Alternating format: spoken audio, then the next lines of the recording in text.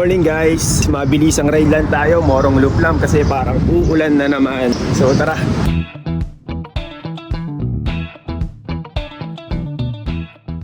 Kaya ito guys, nagmamadali na at medyo late na tayo nag-ride out.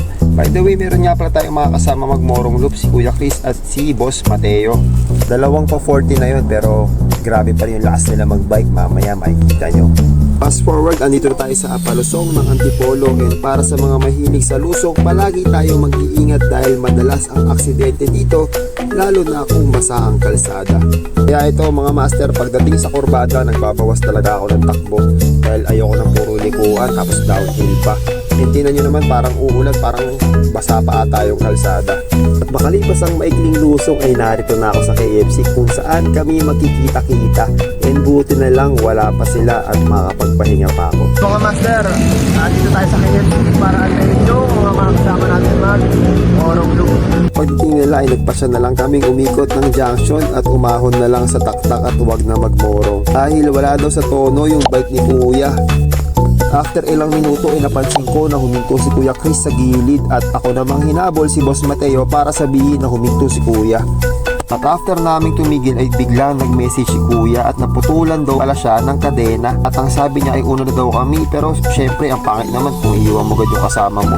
Kaya agad naming binalikan ni Mateo at sa hindi na namang inaasahang pangyayari ay naflatan si Boss Mateo. May tusok pala ng bala ng stapler. After maayos ang mga bike nila ay agad-agad na kaming umalis na para bang nagmamadali.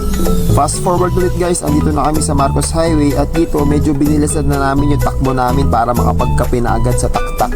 Dito master, hinabol ko si Boss Mateo tapos sabi ko sa kanya, tara Boss Mateo, bilisan mo, naka-video tayo para medyo maganda yung kuha sa camera ko. Ang takbo nga pala namin dito nasa 50 to 55 hanggang sa umabot sa 58 kph mga master. Pasensya na kung medyo kamote, pero kung titingnan mo naman wala naman kami nilalabag na traffic rules. Kasi ang maintaining speed sa Marcos is mga 60 ata. I'm not sure pero parang ganon, and kita nyo naman hindi naman kami palipat-lipat ng linya, nasa isang lane lang kami. And dito mga master, makikita nyo medyo nagbagal na kami ng 45 kph kasi medyo masakit na yung hita ko dyan at yun lang ang kaya ko itrangko. Pero si Boss Mateo, kitang-kita mo naman, tuloy-tuloy pa rin ang padjak na para bang nakulangan sa takbuhan ko. Kita mo naman mga master, kahit 40 na yan, ensayado pa rin. Grabe ka Boss Mateo, napakalakas mo. Dito mga master, bago umahon na masid, nagkitang-kita nyo naman medyo lumalayo na sila at kumakalas na ako kasi napagod ako sa takbuhan 50 to 55 hanggang 58, and buti na lang inantay na lang ako dito pag ahon na Masinag.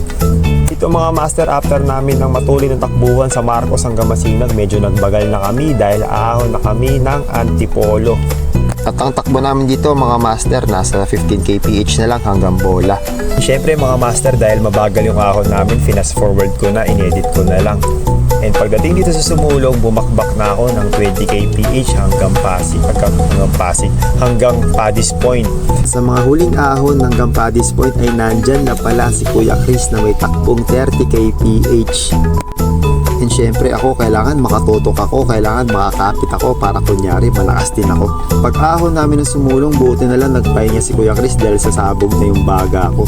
After ko magpahinga ay lumusong na kami na may takbong 60 kph. At dito mga master, nagulat ako kasi may overtake sa akin na isang babae na napakatuli, napakalakas. Halos kasabay niya na yung tok-tok o yung tricycle. And syempre mga master, medyo may pagkamayabang tayo kaya kinargahan ko na ng 40 kph paahon hanggang Miguel's hanggang sa makatutok ako sa tricycle para mas mahina yung hampas ng hangin sa akin.